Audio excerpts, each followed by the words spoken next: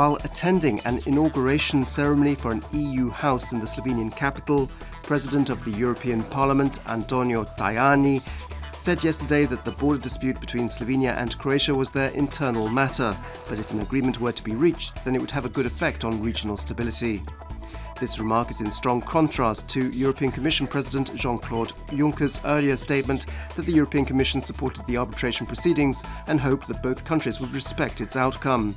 Prime Minister Andrej Plenković emphasized yesterday that the Croatian Parliament had unanimously voted to leave those proceedings in 2015, after it was discovered that the Slovene side had been trying to secure a favorable ruling behind the scenes, and that this remained the position of the Croatian government.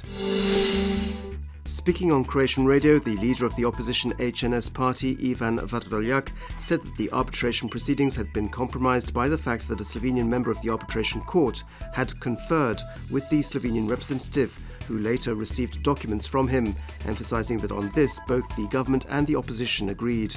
Vrdoljak said that despite the current divisions in Croatian politics, the opposition would continue to support the government in safeguarding the country's interests and that this was an issue on which consensus was important.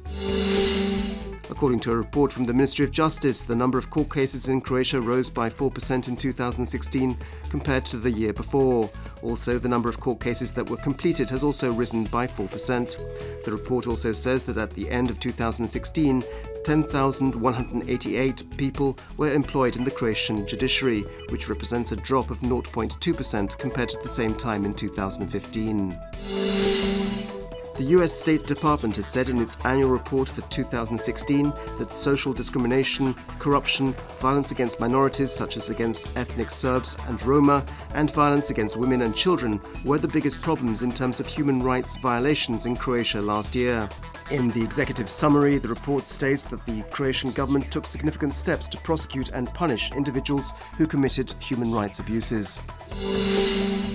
Croatia has sent a 6th military contingent to join the peace support mission in Afghanistan. President Kolinda Grabar-Kitarović, as Commander-in-Chief of the armed forces, was on hand to see off the 91 soldiers, which include 4 women and 22 military personnel from the partner countries of Montenegro, Albania, Bosnia and Herzegovina and Macedonia. The contingent's main role will be to provide training for the Afghan army. Sport, and at the ATP tournament in Acapulco, Croatia's Marin Cilic was convincingly defeated by Spaniard Rafael Nadal in the semi-finals. The final score was 6-1, 6-2. This was their 5th encounter and Nadal's 4th win. Meanwhile, in the women's tournament, Croatia's Mirjana Lucic-Baroni had to retire from her semi-final encounter against the Ukrainian Lesia Tsurenko due to a bout of stomach flu. Tsurenko was leading 5-0 in the first set. This afternoon's forecast calls for partly to mainly sunny weather. It'll be windy and warmer than is typical for this time of year.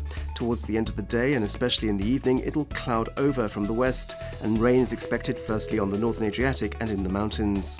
There'll be a moderate and in places strong southwesterly wind inland, while on the coast a southeasterly Yugo wind will strengthen, becoming stronger towards the end of the day and reaching gale force strength in places. Highest daily temperatures will be between 15 and 20 degrees Celsius.